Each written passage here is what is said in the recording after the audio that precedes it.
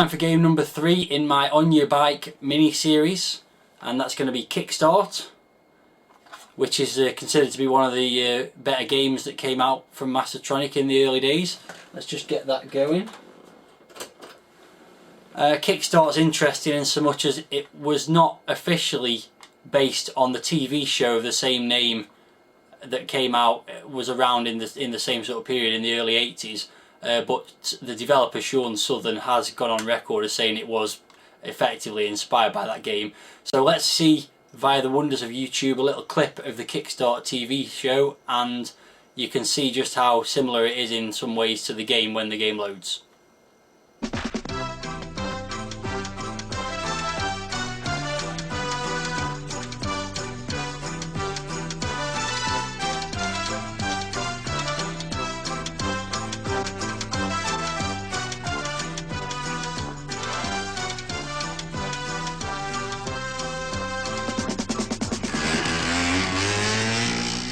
Challenge then for the young man who's leading the British Championship, Steve Saunders from Cheltenham, 20 years old. What can he do? You were saying earlier, Jack, British riders have this renown for being able to ride in the adverse conditions, but they're not doing too well, do they? I mean, well, it's very difficult. Well, I also said I thought Steve was probably the best in the world in it, so I better be careful here.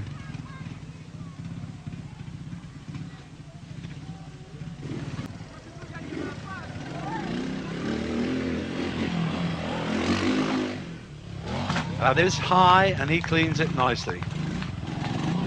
Okay, we've only seen one clean ride over this log. And once again, you just have to get nice and straight, have a little speed, so you just roll right through. He's now got 60 against him, 1 minute to add. He hasn't done the hill yet, he hasn't made the correct exit, but there it is. He now makes it. That was a very intelligent bit of riding, and I think quite legal, Jack. Yes, it certainly was. And he made the stop box as well, so just a minute to add. He could go into the lead here, but it's going to be close. It's going to be very close. 1 minute to add. If he cleans this, he might just do it. Okay, so we've taken a look at the Kickstart TV programme. Let's take a look at the game now. And the packaging to start with. As you'll notice, Kickstart is spelt differently to the TV show, and it's subtitled Off-Road Simulator, which you should have guessed again from the TV show. And it's got a guy on a motorbike riding across some barrels, so pretty explanatory about what you've got to do once the game loads. It's a 1985 release, so we're still in the grid style packaging. And we've got the usual loading instructions on the back there. And moving inside the packaging, we've got some screenshots. And of course we've got some instructions. It tells you how to deal with all the different hazards, jumps, rough ground, brick walls, etc. It's got the keyboard controls, and of course you can use a joystick as well. And it does support 2 players, as it mentions there. And surprise, surprise, we've got some foreign language instructions. So we have a loading screen on this one. Quite a cool one as well.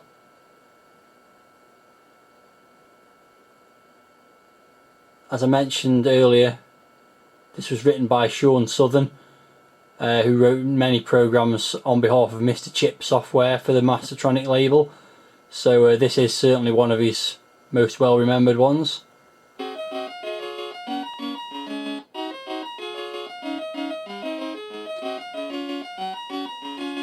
So Kickstart begins with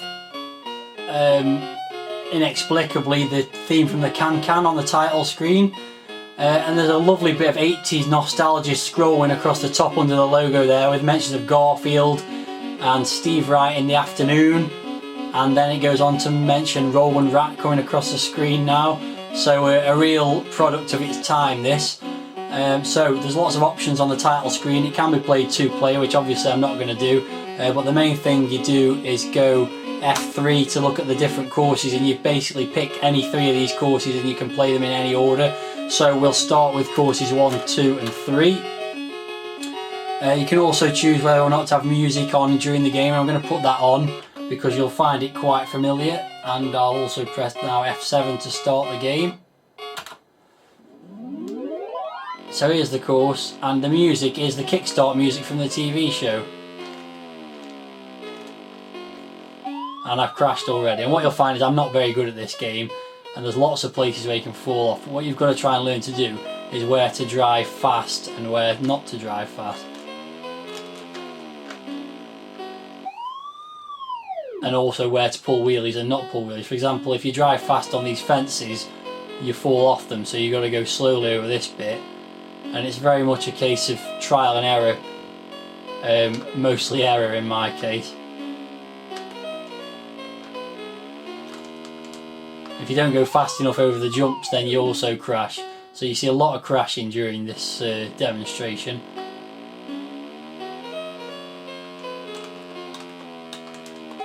And more crashing.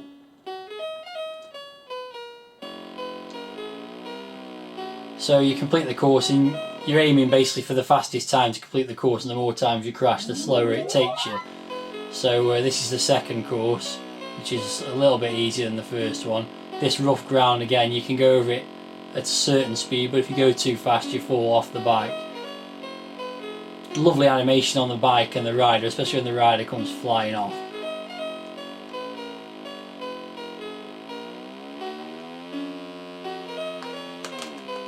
Oh, you got to go fast over the barrels, and it's really difficult to do that and stay straight. Now we've got some jumps over the water, which I won't be able to go fast enough over now, I suspect. The biggest problem with the game is that if you come off, the next obstacle's really difficult to go at the right speed, and these potholes, I've never been able to work out how to get over these things.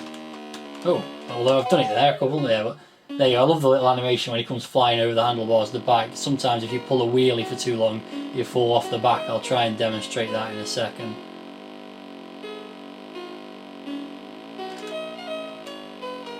There we go.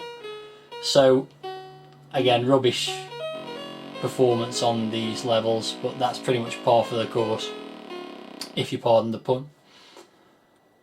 I mean, the game really does come into its own as a two-player game as you race against each other.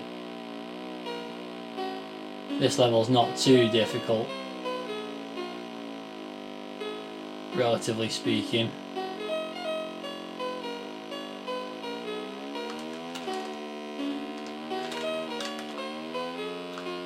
Woo! Oh, I was doing quite well then for a second. I might get a reasonable time on this one. Prior to recording this video, I've been practicing for at least an hour to try and get half decent at some of these courses, and not always successfully, I might add. Oh, that's going straight in the water as well. That's one of those places where you just can't get enough speed up if you've failed the obstacle before. But obviously there are some similarities with the TV show. There's the bits where you drive over cars and over fences and logs and things like that, and barrels. So we're back to the title screen, so I'll play the next 3 stages as well. Some of these are just ludicrously difficult, so we go 4, 5 and 6 and start again.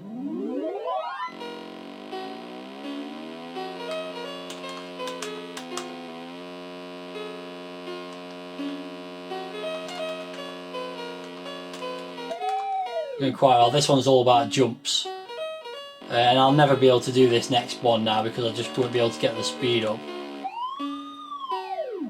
This is one where you've really got to tear arse it through the level at top speed and finish each bit perfectly to have any chance.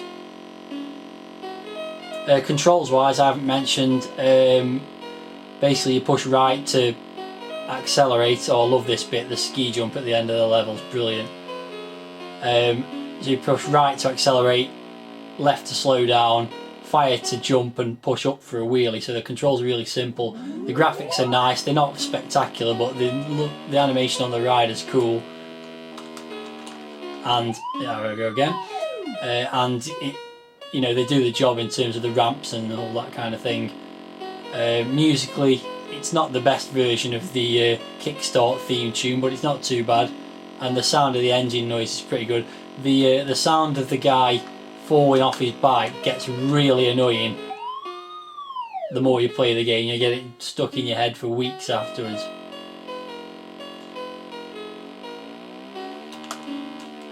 Oh, it's really infuriating at times, but it is good fun. It's just a case of learning the different ways to tackle each obstacle, which obviously comes with time. Again, there, it's dropped me on the barrel straight away, and you've got to go over them quickly, so you've just got no chance at all.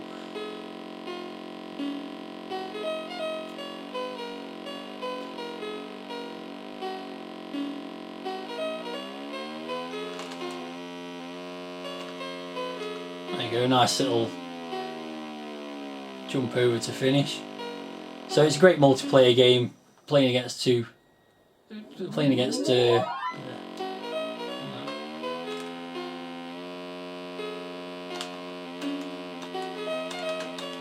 oh, that's going so well then.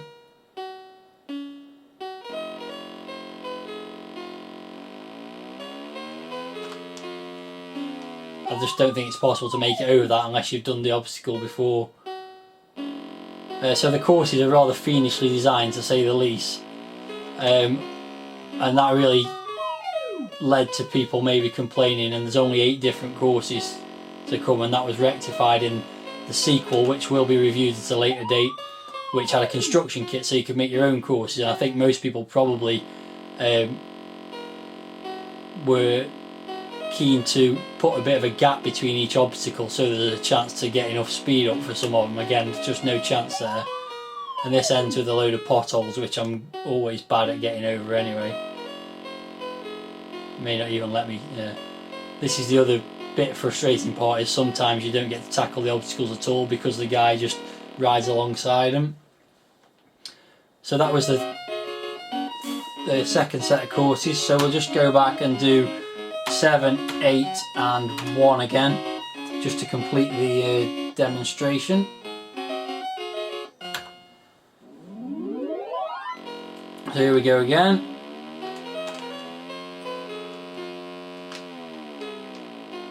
That was a reasonably good start.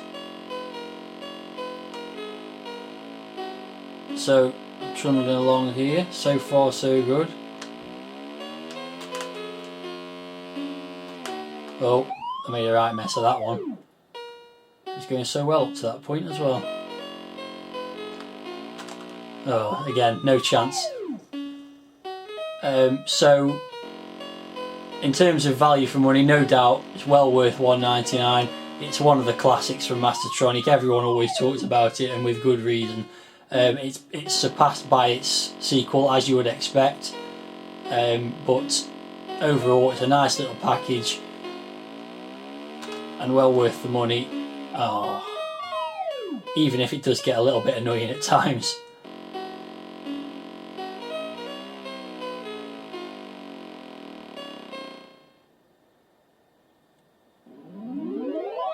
So this is the 8th course, which is called Sout Selection, which is Sout is the shortened version of Sean Southern's name. So, so close. And as you can see, the trucks have got Mr. Chip's logo written on the side, representing Mr. Chip's software.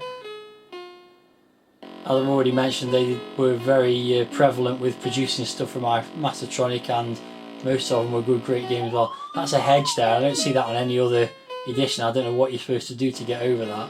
It's not on any of the other courses. Again, got to go over the tyres quickly, and you just can't get the speed up. So this one's just a complete disaster of falling off stuff the whole way through.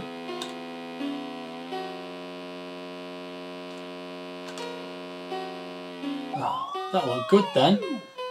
Don't know why that failed. There's other obstacles like telephone boxes, as you just noticed there. So it's a fun interpretation of the TV show with the tune, even though it wasn't officially licensed from the BBC. This was an era where that kind of thing wasn't really an issue, as I'm sure you all know. So I'm just going to have one more crack at the first one and shut up. But basically, yeah, it's a great little game.